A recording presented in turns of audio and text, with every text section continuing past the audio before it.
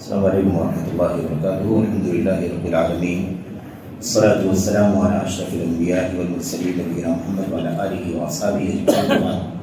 وقال اللہ سبحانہ وتعالی اعوذ باللہ من الشیطان الرجیم، وإن طائفتان من المؤمنین اقتتلوا فاصلحوا بینہما فإن بغت إحداهما على الأخرى فقاتلوا التي تبغي حتى تفيء إلى أمر الله فإن فاءت فأصلحوا بينهما بالعدل وَأَقْسِطُوا إِنَّ اللَّهَ يُحِبُّ الْمُقْسِطِينَ۔ اس آیت کریمہ کے پہلے حصے میں اللہ تبارک و تعالیٰ نے مومنوں کی دو جماعتوں کے درمیان جن میں اختلاف ہو جائے اور وہ اختلاف آپس میں قتال مار دھاڑ کی حد تک پہنچ جائے، ان کے درمیان اصلاح کرنے کا حکم دیا ہے۔ یہ آپس میں اختلاف یا ایسے ہی مار دھاڑ کا پہلا مرحلہ ہے۔ اللہ تبارک و تعالیٰ ان کے درمیان اصلاح کرنے کا حکم دے رہا ہے۔ اس کے بعد اگلے حصے میں اللہ تبارک و تعالیٰ فرماتا ہے فَإِن بَغَتْ إِحْدَاهُمَا عَلَى الْأُخْرَى فَقَاتِلُوا الَّتِي تَبْغِي حَتَّى تَفِيءَ إِلَى أَمْرِ اللَّهِ۔ اگر اب ان دونوں میں سے، ان دونوں جماعتوں میں سے کوئی ایک جو ہے دوسرے پر ظلم کرے، زیادتی کرے، فَإِن بَغَتْ إِحْدَاهُمَا عَلَى الْأُخْرَى، اگر ان دونوں میں سے ایک دوسرے پر ظلم کرے، زیادتی کرے، فَقَاتِلُوا الَّتِي تَبْغِي، تو ظلم کرنے والے سے لڑو، ظلم کرنے والی جماعت سے لڑو، حَتَّى تَفِيءَ إِلَى أَمْرِ اللَّهِ، یہاں تک کہ وہ اللہ تبارک و تعالیٰ کے حکم کی طرف لوٹ جائے۔ آگے اللہ فرماتا ہے وَأَصْلِحُوا بَيْنَهُمَا بِالْعَدْلِ فَإِن فَاءَتْ فَأَصْلِحُوا بَيْنَهُمَا بِالْعَدْلِ، اگر وہ تمہارے لڑنے سے لوٹ جائے اللہ تعالیٰ کے حکم کی طرف، تو تم دونوں کے درمیان عدل کے ساتھ، انصاف کے ساتھ فیصلہ کر دو، اصلاح کر دو۔ اللہ تبارک و تعالیٰ عدل و انصاف کرنے والوں کو پسند کرتا ہے۔ آیت کریمہ دیکھیں، اس میں دو جگہ اللہ تبارک و تعالیٰ نے فرمایا ہے اصلاح کرو، فَأَصْلِحُوا بَيْنَهُمَا، ان دونوں کے درمیان اصلاح کر دو، دونوں لڑنے والی جماعتوں کے درمیان۔ پہلے والے حصے میں جو اللہ نے فرمایا فَأَصْلِحُوا بَيْنَهُمَا، ان دونوں کے درمیان اصلاح کر دو، یہ آپس میں جو لڑائی اور جھگڑا ہو رہا ہے دونوں میں، اس کو روکنا، اس لڑائی کو، اس جھگڑے کو روک دینے کا معنی ہے۔ پہلے والی اصلاح کا معنی کیا ہے؟ اس لڑائی جھگڑے کو، باہمی اختلاف کو، تنازع کو روک دینا، دونوں فریقوں کو لڑنے سے الگ تھلگ کر دینا، یہ پہلا کام ہے۔ اب اس کے بعد روک دینے سے وہ رک جاتے ہیں تب تو اچھی بات ہے، لیکن اگر نہیں رکتے ہیں، آگے بڑھتے ہیں مزید، جیسا کہ اللہ نے فرمایا کہ ان دونوں میں سے ایک دوسرے پر ظلم کرے، اگر دونوں میں سے ایک دوسرے پر ظلم کرے تو پھر تمہیں بھی اس سلسلے میں اگلا قدم اٹھانا ہوگا اور سخت اسٹینڈ کے ساتھ، سخت ایکشن کے ساتھ، رد عمل کے ساتھ ان کو اس جھگڑے سے، لڑائی سے روکنا ہوگا۔ خاص طور پر وہ پارٹی یا وہ گروہ، وہ جماعت جو ظلم کر رہی ہے دوسری والی جماعت کے اوپر، اس سے لڑو۔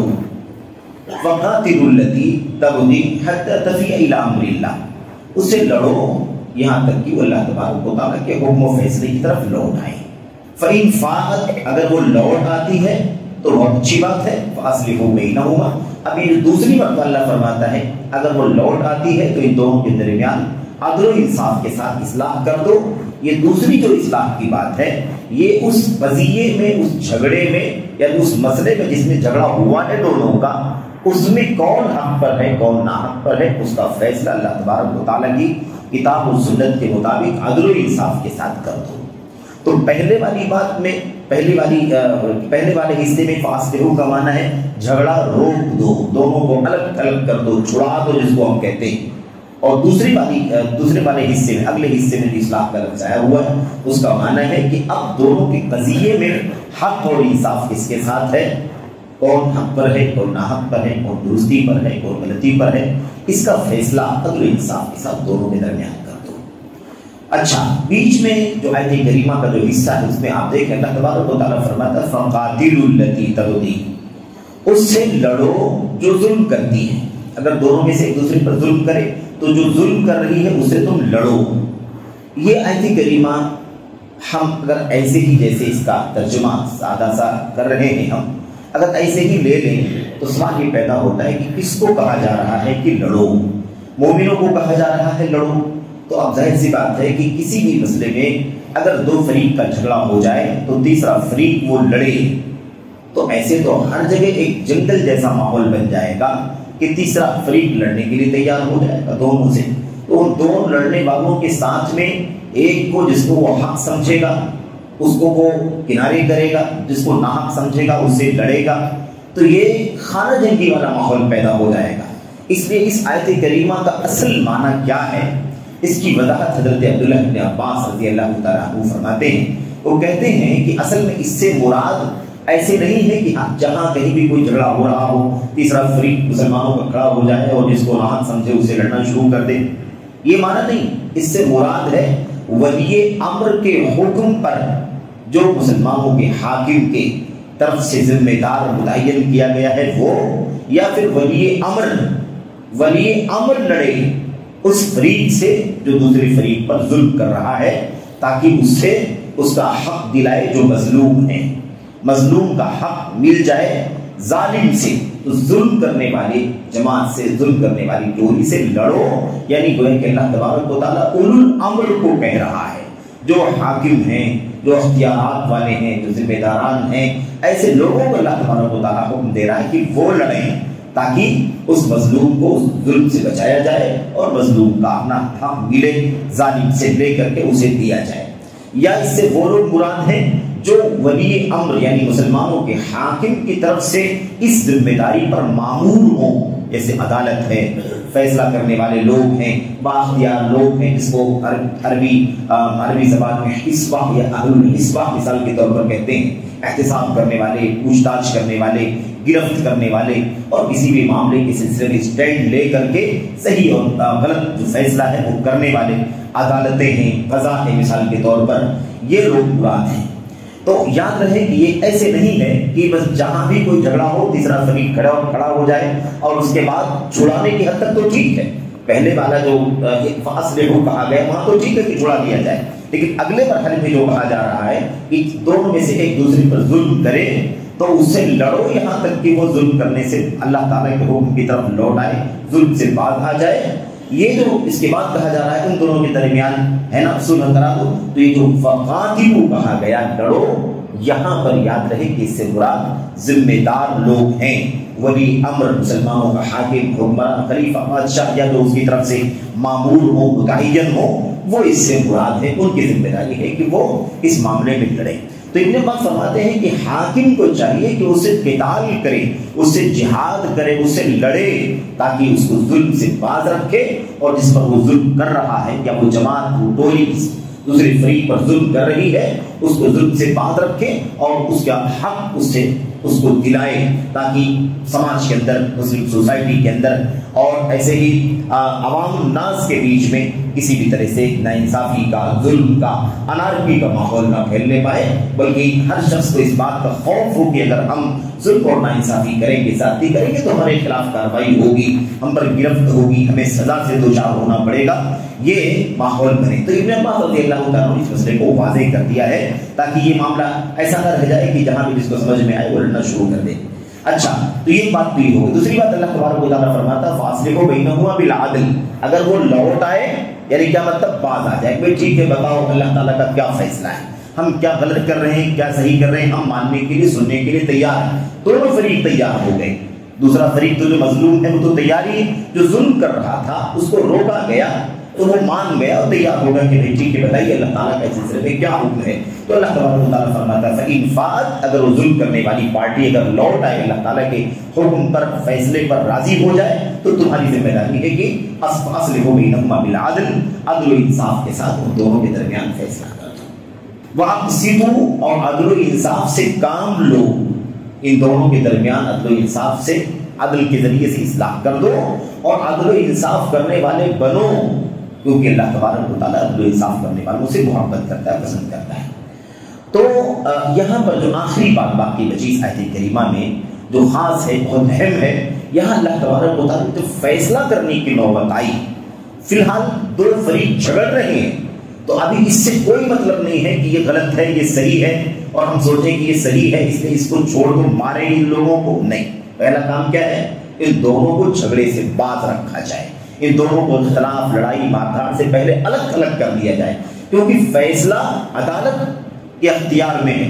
فیصلہ عدالت کرے گی، اسلامی قضا کرے گی، مسلمانوں کا حاکم کرے گا، مسلمانوں کا کی عدالت کا قاضی اور جج فیصلہ کرے گا، نہیں کہ لوگ آپس میں خود فیصلہ کر لیں گے۔ اس لیے اگر سب لوگ خود فیصلہ کر لیں گے تو ایسی صورت میں جاہلیت جیسا ماحول بن جائے گا اور ہر آدمی خود فیصلہ کرنے کے لیے تیار ہو جائے گا۔ تو کون سے ایسا فریق ہے جو اپنے آپ کو حق پر نہ سمجھتا ہو، دوسرے کو حق نہ سمجھتا ہو، اس لیے فیصلہ حق کا نہیں ہو پائے گا۔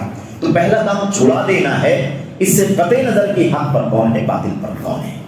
دوسرا جو مسئلہ مرحلہ ہے وہ اصلاح کرنے کا عدل کے ساتھ۔ اب یہاں پر نوبت آ رہی، ان کو کہا جا رہا ہے، یہ ان کو کہا جا رہا ہے جو حاکم ہیں، جن کو لڑنے کے لیے کہا گیا، انہی کو یہ کہا جا رہا ہے کہ تم فیصلہ کر دو ان کے درمیان۔ تو پہلی اصلاح کا حکم کسی بھی کو، تمام مسلمانوں کو ہے، جس سوسائٹی میں جس ماحول میں بھی لڑائی ہو رہی ہے، جھگڑا ہو رہا ہے، وہاں کی جو مسلمان ان کو چاہیے کہ وہ اصلاح کریں، یعنی جھگڑا چھڑا دیں، اس کے بعد وہ معاملہ عدالت تک پہنچے اور پھر اس کے بعد وہ اصلاح کریں، یعنی اب ان کے اصل جھگڑے میں حق اور ناحق کیا ہے اس کا فیصلہ انصاف کے ساتھ کریں۔ تو یہ حکم عوام الناس کو نہیں ہے، عام مومنوں کو نہیں ہے، بلکہ جو اس کے حقدار ہیں، جو اس کے اہل ہیں، جو اس کے ذمہ دار ہیں۔ آج اگر مسلمانوں کے کا کوئی حاکم اگر مثال کے طور پر ہم جیسے ملک میں رہتے ہیں یا اور دیگر ممالک میں جہاں کوئی ایسا کوئی نظام اسلامی نہیں مثال کے طور پر، تو وہاں وہ لوگ مراد ہوں گے جو اس کے اہل ہیں، جو اس کے حقدار ہیں۔ مثال کے طور پر ہماری جو جماعتیں ہیں بڑی، یا ہمارے جو بڑے ذمہ داران ہیں، سرپرست ہیں،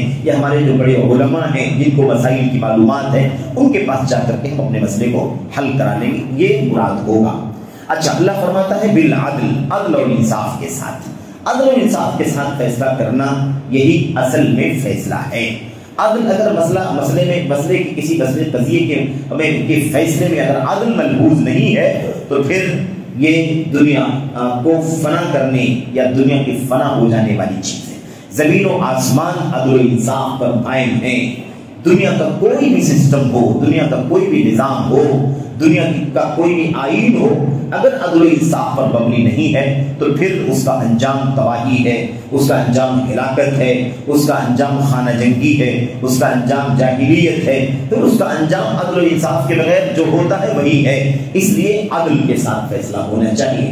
نبی کریم صلی اللہ علیہ قرآن کریم کی آیتوں میں اور آپ دیکھتے ہیں کہ کئی جگہوں پر عدل کرنے والے، انصاف کرنے والوں کا تذکرہ ہے، ان کی فضیلت ہے، اور اللہ نے یہاں تک فرمایا کہ اگر کسی سے نفرت بھی ہے تمہیں، کسی سے دشمنی ہے تمہاری، تب بھی تمہیں چاہیے کہ اس دشمنی کو بیچ میں نہ لاؤ، کسی مسئلے میں فیصلہ کرنا ہے تو عدل کا فیصلہ کرو۔ وَلَا يَجْرِمَنَّكُمْ شَنَآنُ قَوْمٍ عَلَىٰ أَلَّا تَعْدِلُوا اعْدِلُوا هُوَ أَقْرَبُ لِلتَّقْوَىٰ۔ کسی قوم کی دشمنی تمہیں اس بات پر آمادہ نہ کرے کہ تم انصاف کرنا چھوڑ دو، بلکہ انصاف کرو، کیونکہ یہی تقوی سے زیادہ قریب ہے، یہی تقوی سے زیادہ قریب ہے۔ تو عدل کا تقوی کا بالکل گہرا تال میل ہے۔ تقوی ہے تو ہی عدل و انصاف انسان کر سکتا ہے، اور عدل سے کام لینا اس بات کی دلیل ہے کہ تقوی ہے، اللہ تبارک و تعالیٰ کا خوف ہے۔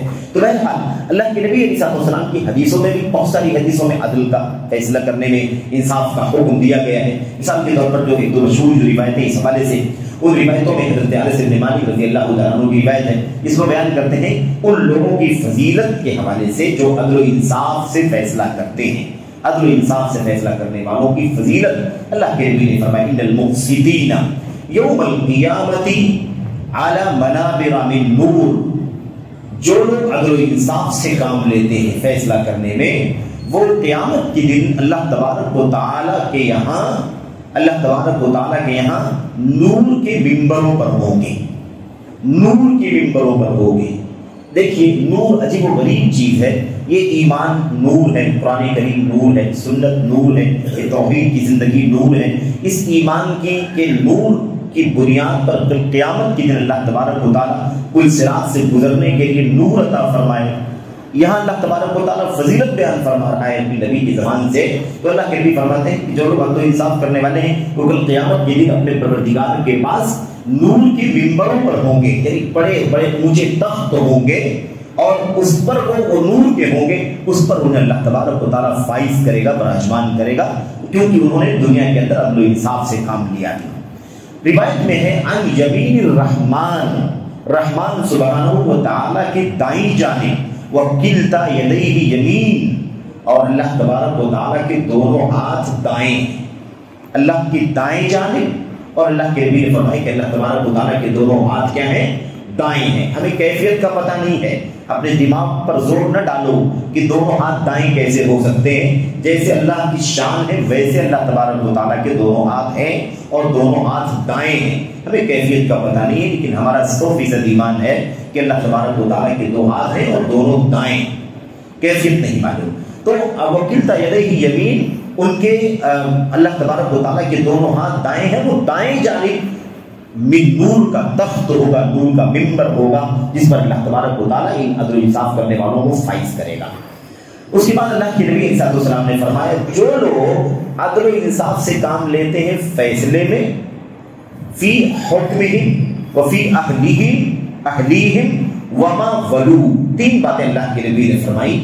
जो लोग अपने हुक्म फैसले में अदल इंसाफ से काम लेते हैं, नंबर 2 जो अपने अहलो अयाल और बाल बच्चों में अदल इंसाफ से काम लेते हैं, नंबर 3 जो अपनी जिम्मेदारियों में, वलायतों में, यानी कहीं जिम्मेदार है, वो बड़ा हाकिम है, छोटा हाकिम है, छोटा सेटअप का जिम्मेदार है, बड़े सेटअप का जिम्मेदार है, जैसे भी वो जिम्मेदार, जिसकी भी वलायत और निगरानी उसके जिम्मे आई है, उसके अंदर वो अदल इंसाफ से काम लेता है। ये 3 बातें खास तौर पर अल्लाह के नबी ने बयान फरमाई। 3 बातें क्यों बयान की गई? क्योंकि ये पूरी जिंदगी में हमेशा अदल इंसाफ की जगह हैं।